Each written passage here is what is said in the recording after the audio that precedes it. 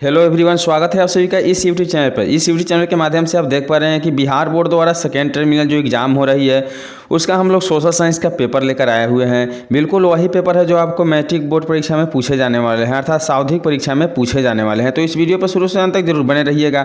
यदि इस चैनल पर नया है तो सब्सक्राइब करके बेल आइकन को जरूर प्रेस कर लीजिएगा, क्योंकि अभी से लेकर आपको 2023 बोर्ड परीक्षा तक इस चैनल के माध्यम से आपको वीडियो देखने को मिलेगा जो आपके बोर्ड परीक्षा में बहुत हेल्प करेगा। तो इसलिए इस चैनल को सब्सक्राइब करके जरूर रखिएगा। तो चलिए हम शुरू करते हैं और बात करेंगे पहला प्रश्न के बारे में। उससे पहले बता दें कि इसमें आपको बता दें कि 1 से 48 वस्तुनिष्ठ प्रश्न पूछा जाएगा, जो आपको सेक्शन ए अर्थात खंड अ से पूछा जाएगा। 1 से 48 वस्तुनिष्ठ प्रश्न में किन्हीं आपको 40 वस्तुनिष्ठ प्रश्नों को क्या करना है, बिल्कुल सही सही उत्तर देना है। तो चलिए हम शुरू करते हैं वीडियो को। तो देखते हैं कि पहला प्रश्न क्या है।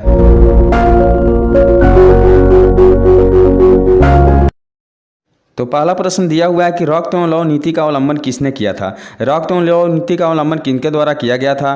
तो इनका सही उत्तर है आपको बिस्मार्क। क्या है? बिस्मार्क सही उत्तर है। चलिए देखते हैं नेक्स्ट प्रश्न। यूरोप वासियों के लिए किस देश का साहित्य एवं ज्ञान विज्ञान प्रेरणा स्रोत रहा है। यूरोप वासियों के लिए जो है किस देश के साहित्य ज्ञान एवं विज्ञान प्रेरणा स्रोत रहा है, वह आपका बिल्कुल सही उत्तर है आपका यूनान। कि कहाँ का था? यूनान का। चलिए बढ़ते हैं अगले प्रश्न की ओर। तो तीसरा नंबर प्रश्न देख पा रहे हैं आप लोग कि वार एंड पीस किसकी रचना है। वार एंड पीस किसकी रचना है? तो इसका सही उत्तर हो जाएगा लियो टॉलस्टॉय। लियो टॉलस्टॉय जो है वार एंड पीस रचना को लिखे थे। चलिए तो देखते हैं अगला प्रश्न क्या है। दिया हुआ है कि मार्च 1946 ईस्वी में फ्रांस एवं वियतनाम के बीच होने वाला समझौता को किस नाम से जाना जाता है। मार्च 1946 में जो समझौता हुआ था किसके बीच में हुआ था? तो फ्रांस एवं वियतनाम के बीच। आपको याद रखना है होने वाला समझौता किस नाम से जाना जाता है। इसका बिल्कुल जो सही उत्तर है आपका हनोई समझौता है। कौन सा समझौता है? हनोई समझौता है। अगला प्रश्न है कि लखनऊ समझौता किस वर्ष हुआ था। लखनऊ समझौता किस वर्ष हुआ था? इसका सही उत्तर है आपका 1916 ईस्वी में। कब हुआ था? 1916 ईस्वी में हुआ था। अगला प्रश्न देखें कि असहयोग आंदोलन का प्रस्ताव कांग्रेस के किस अधिवेशन में पारित हुआ था। असहयोग आंदोलन का प्रस्ताव जो था कांग्रेस के किस अधिवेशन में पारित हुआ था। इसका बिल्कुल जो सही उत्तर है आपका दिसंबर 1920 नागपुर में। कहाँ हुआ था? दिसंबर 1920 नागपुर में हुआ था। चलिए देखते हैं अगला प्रश्न क्या है। तो दिया हुआ है कि जमशेदजी टाटा। क्या है? जमशेदजी टाटा ने Tata iron and steel company की स्थापना कब की थी। जमशेदजी टाटा ने Tata iron and steel company की स्थापना कब की थी। इसका बिल्कुल जो सही उत्तर है आपका 1907 ईस्वी में। कब की थी? 1907 ईस्वी में की थी। अगला प्रश्न देखें कि जनसंख्या का घनत्व सबसे अधिक कहाँ होता है। जनसंख्या का घनत्व सबसे अधिक कहाँ होता है। इसका बिल्कुल सही उत्तर है महानगर में होता है। कहाँ होता है? महानगर में होता है। देखेंगे अगला प्रश्न क्या है। तो दिया हुआ है कि गिरमिटिया मजदूर बिहार के किस क्षेत्र में भेजे जाते थे। गिरमिटिया मजदूर बिहार के किस क्षेत्र में भेजे जाते थे? बिल्कुल महत्वपूर्ण प्रश्न है। तो इसका सही उत्तर है पश्चिमी क्षेत्र में। कहाँ भेजे जाते थे? पश्चिमी क्षेत्र में। तो चलिए अगला प्रश्न देखते हैं कि गुटेनबर्ग का जन्म किस देश में हुआ था। गुटेनबर्ग का जन्म किस देश में हुआ था? इसका बिल्कुल जो सही उत्तर है वो जर्मनी। आशा करते हैं कि आप वीडियो यदि देख रहे होंगे तो चैनल को सब्सक्राइब कर दिए होंगे, और एक लाइक तो बनता है, क्योंकि आपके लिए मैं बहुत ज़्यादा मेहनत कर रहा हूँ ताकि आपका बोर्ड परीक्षा में अच्छे अंक प्राप्त हो जाए। तो देखिए हम लोग अगला प्रश्न देखेंगे कि भारत का प्रथम तेल शोधक कारखाना कहाँ अवस्थित है। भारत के प्रथम तेल शोधक कारखाना जो है कहाँ अवस्थित है। इसका बिल्कुल सही उत्तर है बरौनी में है। कहाँ है? बरौनी में है। अगला प्रश्न देखेंगे क्या है। तो अगला प्रश्न दिया हुआ है कि भाखड़ा नंगल परियोजना किस नदी पर अवस्थित है। भाखड़ा नंगल परियोजना किस नदी पर अवस्थित है। इसका बिल्कुल जो सही उत्तर है आपका है सतलज नदी। किस नदी पे है? सतलज नदी। एक एक प्रश्न को जरूर याद रखिएगा। चलिए देखते हैं अगला प्रश्न दिया हुआ है कि ताप विद्युत केंद्र का उदाहरण है। ताप विद्युत केंद्र का उदाहरण है। इसका बिल्कुल सही उत्तर है बरौनी। कहाँ है? बरौनी ताप विद्युत केंद्र का उदाहरण है। अगला प्रश्न हम लोग देखेंगे कि दिया हुआ है कि मैंग्रोवस का सबसे अधिक विस्तार है। मैंग्रोवस का सबसे अधिक विस्तार कहाँ है। इसका बिल्कुल सही उत्तर है आपको बता दें तो सुंदरवन में। कहाँ है? सुंदरवन में। चलिए देखते हैं अगला प्रश्न क्या है। तो अगला प्रश्न आप लोग देख पा रहे हैं कि भारत में लगभग कितने प्रकार के खनिज पाए जाते हैं। भारत में लगभग कितने प्रकार के खनिज पाए जाते हैं। इनका बिल्कुल जो सही उत्तर है क्या है आपको 150%। कितना है? 150%। चलिए देखते हैं अगला प्रश्न क्या है। तो अगला प्रश्न हम लोग देख पा रहे हैं कि दिया हुआ है कि भारत की कितनी जनसंख्या कृषि कार्यों में संलग्न है। भारत की कितनी जनसंख्या है जो कृषि कार्यों के लिए संलग्न है, कृषि कार्य में लगे हुए हैं। इसका बिल्कुल जो सही उत्तर है आपका 2/3। क्या है? 2/3 भाग जो है कृषि कार्य में लगे हुए हैं। अगला प्रश्न देखें कि भारत में किस किस्म की कॉफ़ी उगाई जाती है। भारत में किस किस्म की कॉफ़ी उगाई जाती है। इसका बिल्कुल जो सही उत्तर है आपका है अरेबिका। क्या है? अरेबिका कॉफ़ी उगाई जाती है। अगला प्रश्न हम लोग देख पा रहे हैं कि दिया हुआ है कि स्वर्णिम चतुर्भुज। क्या है? स्वर्णिम चतुर्भुज महामार्ग से संबंधित नगर है। स्वर्णिम चतुर्भुज महामार्ग से संबंधित नगर है? वह आपका बिल्कुल सही उत्तर है आपका चेन्नई। क्या है? चेन्नई है। अगला प्रश्न देखेंगे कि चूना पत्थर के उपयोग मुख्य रूप से किस उद्योग में होता है? चूना पत्थर का उपयोग मुख्य रूप से किस उद्योग में होता है? इसका बिल्कुल जो सही उत्तर आप लोग देख पा रहे हैं सीमेंट उद्योग में। कहाँ होता है? सीमेंट उद्योग में। एक एक प्रश्न को याद रखना है। अगला प्रश्न है कि बिहार में ग्रैंड ट्रंक रोड का राष्ट्रीय राजमार्ग संख्या क्या है? बिहार में ग्रैंड ट्रंक रोड का राष्ट्रीय राजमार्ग संख्या क्या है? इसका बिल्कुल जो सही उत्तर है आप लोग देख पा रहे हैं कि ऑप्शन 2 अर्थात बी का ऑप्शन जो है 2 सही है। चलिए देखते हैं अगला प्रश्न क्या है। तो अगला प्रश्न दिया हुआ है भारत में कहाँ औरतों के लिए आरक्षण की व्यवस्था है? भारत में कहाँ औरतों के लिए आरक्षण की व्यवस्था दिया गया है? इसका जो सही उत्तर है आपको बता दें तो पंचायती राज संस्थाएं में। कहाँ दी गई है? पंचायती राज संस्थाएं में। चलिए देखते हैं अगला प्रश्न क्या है। दिया हुआ है कि जब हम लैंगिक विभाजन क्या है? जब हम लैंगिक विभाजन की बात करते हैं तो हमारा अभिप्राय होता है। जब हम लैंगिक विभाजन की बात करते हैं तो हमारा अभिप्राय क्या होता है? इसका जो बिल्कुल सही उत्तर है आपको बता दें तो समाज द्वारा स्त्रियों एवं पुरुषों को दी गई असमान भूमिकाओं का। किसका?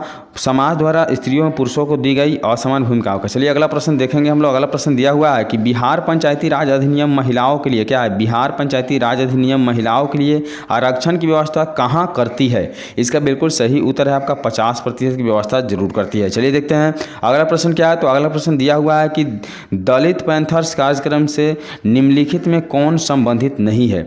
दलित पैंथर कार्यक्रम जो है उससे कौन संबंधित नहीं है? इसका बिल्कुल जो सही उत्तर है आप लोग देख पा रहे हैं कि औद्योगिक मजदूरों के शोषण से मुक्ति। औद्योगिक मजदूरों को शोषण से मुक्ति। चलिए देखते हैं अगला प्रश्न दिया हुआ है कि बोलिविया क्या है? बोलिविया में जनसंघर्ष का मुख्य कारण था।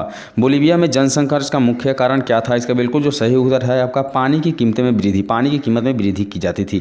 चलिए अगला प्रश्न देखते हैं कि राजनीतिक दल का अवश्य है आशय अर्थात राजनीतिक दल आशय है। इसका जो सही उत्तर है आपका क्या है? वह है आपका किसानों के समूह से। किससे है? किसानों के समूह से। चलिए अगला प्रश्न देखते हैं। अगला प्रश्न दिया है कि लोकतंत्र सभी नागरिकों को देता है। क्या देता है?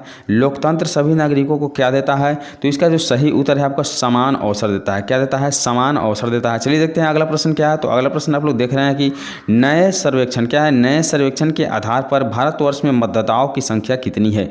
नए सर्वेक्षण के आधार पर भारत में मतदाताओं की संख्या कितनी है? इसकी बिल्कुल जो सही उत्तर है हम लोग देख पा रहे हैं वो है 71 करोड़। कितना है? 71 करोड़। चलिए देखते हैं अगला प्रश्न क्या है। दिया हुआ है कि लोकतंत्र की सफलता निर्भर करती है।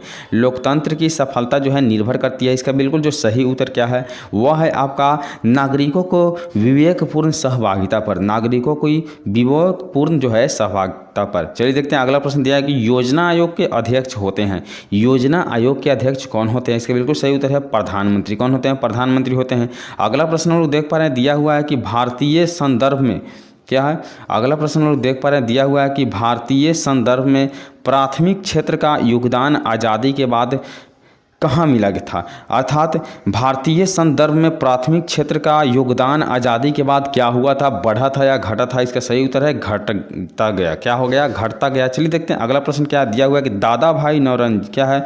दादा भाई नौरोजी के सर्वप्रथम राष्ट्रीय आय का अनुमान लगाया गया था। कब लगाया गया था? इसका बिल्कुल जो सही उत्तर है आपका 1868 ईस्वी में लगाया गया था। कब लगाया गया था? 1868 ईस्वी में। चलिए देखते हैं अगला प्रश्न क्या है कि चेक एक प्रकार की मुद्रा है। चेक एक प्रकार की मुद्रा है। वह कौन सा मुद्रा है? तो वह है आपका शाख मुद्रा। कौन सी मुद्रा है? शाख मुद्रा है। चलिए देखते हैं अगला प्रश्न क्या है। दिया हुआ है एटीएम क्या है? एटीएम के द्वारा पैसे निकाले जा सकते हैं। एटीएम के द्वारा कितने देर तक पैसे निकाले जा सकते हैं? इसका बिल्कुल जो सही उत्तर है आप कभी भी निकाल सकते हैं अर्थात 24 घंटे। चलिए देखते हैं अगला प्रश्न क्या है कि भारत की वित्तीय राजधानी किस शहर को कहा जाता है? भारत की वित्तीय राजधानी किस शहर को कहा जाता है? तो आपका बिल्कुल सही उत्तर है मुंबई को। किसे कहा जाता है? मुंबई को कहा जाता है। चलिए देखते हैं अगला प्रश्न क्या दिया हुआ है कि सहकारिता प्रांतीय सरकारों का हस्तांतरित विषय कब बनी? सहकारिता प्रांतीय सरकारों का हस्तांतरित विषय कब बनी? इसका बिल्कुल जो सही उत्तर हम लोग देख पा रहे हैं वह आपका क्या है? तो है 1918 ईस्वी में। कब बनी थी? तो 1918 ईस्वी में। चलिए देखते हैं अगला प्रश्न की ओर। तो अगला प्रश्न देख पा रहे हैं कि दिया हुआ है रोजगार एक सेवा है। क्या? रोजगार एक सेवा एक दूसरे के है। तो रोजगार एक सेवा एक दूसरे के क्या है? तो परस्पर है। क्या है? परस्पर है। चलिए देखते हैं अगला प्रश्न क्या है। तो अगला प्रश्न हम लोग देख पा रहे हैं कि वैश्वीकरण का अर्थ क्या है? वैश्वीकरण का अर्थ क्या होता है? तो वैश्वीकरण का अर्थ जो होता है आपका व्यापार, पूंजी, तकनीक, हस्तांतरण, सूचना प्रवाह द्वारा देश की अर्थव्यवस्था के विश्व की अर्थव्यवस्था के संग समन्वय करना। ठीक है, चलिए देखते हैं अगला प्रश्न क्या है। तो अगला प्रश्न लोग देख पा रहे हैं 39 नंबर प्रश्न जो है, यह दिया होगा निम्न में कौन मानव जनित आपदा है। निम्न में कौन मानव के द्वारा किया गया आपदा है। तो इनमें से सभी क्या है, सांप्रदायिक दंगे, महामारी और आतंकवाद जो है मानव जनित द्वारा निर्मित आपदा है। अगला प्रश्न देखें कि स्थल पर होने वाली कंपन को किस नाम से जाना जाता है। स्थल पर होने वाले कंपन को किस नाम से जाना जाता है। इसका बिल्कुल सही उत्तर है आपका भूकंप के नाम से जाना जाता है। किससे जाना जाता है, भूकंप से जाना जाता है। चलिए देखते हैं अगला प्रश्न क्या है। तो अगला प्रश्न हम लोग देख पा रहे हैं, दिया हुआ है कि रंपा विद्रोह कब हुआ था। रंपा विद्रोह कब हुआ था, इसका बिल्कुल सही जो उत्तर है आपको बता दें तो रंपा विद्रोह आपको 1916 ईस्वी में हुआ था। कब हुआ था, 1916 ईस्वी में हुआ था। अगला प्रश्न देखेंगे कि लखनऊ समझौता किस वर्ष हुआ। लखनऊ समझौता किस वर्ष हुआ, इसका बिल्कुल सही उत्तर है 1916 ईस्वी में। कब हुआ था, 1916 ईस्वी में। अगला प्रश्न लोग देख पा रहे हैं, दिया हुआ है कि पूर्ण स्वराज क्या है। पूर्ण स्वराज की मांग का प्रस्ताव कांग्रेस के किस वार्षिक अधिवेशन में पारित हुआ था। पूर्ण स्वराज की मांग की प्रस्ताव कांग्रेस के किस वार्षिक अधिवेशन में पारित हुआ था। इसके बिल्कुल जो सही उत्तर हम लोग देख पा रहे हैं 1929 लाहौर में हुआ था। कहाँ हुआ था, 1929 लाहौर में हुआ था। अगला प्रश्न देखेंगे कि गदर पार्टी की स्थापना किसने और कब की। गदर पार्टी की स्थापना किसने और कब की, इसका बिल्कुल जो सही उत्तर है वह है आपको बता दें तो लाला हरदयाल, जिन्होंने 1913 ईस्वी में किया था। कब किया था, 1913 ईस्वी में। अगला प्रश्न लोग देख पा रहे हैं कि असहयोग आंदोलन का प्रस्ताव कांग्रेस के किस अधिवेशन में पारित हुआ था।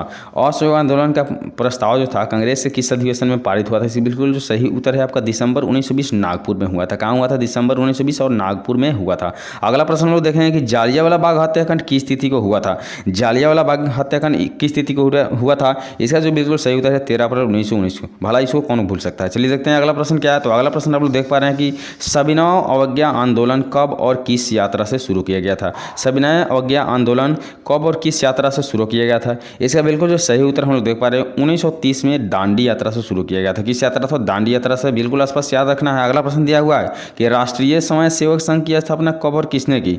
राष्ट्रीय स्वयं संघ की स्थापना कब और किसने की, इसका बिल्कुल जो सही उत्तर हम लोग देख पा रहे हैं वो है आपका 1925 के बी हेडगेवार। क्या है, 1925 केवी हेडगेवार है। तो आशा करते हैं कि 1 से 48 प्रश्न आपको अच्छा लगा होगा। यदि चैनल पे नए हैं तो बिल्कुल सब्सक्राइब कर लीजिएगा और आपके लिए जो मेहनत कर रहे हैं उसके लिए एक लाइक तो जरूर बनता है और शेयर करना नहीं भूलिएगा। चलिए मिलते हैं अगले वीडियो में, तब तक के लिए बाय।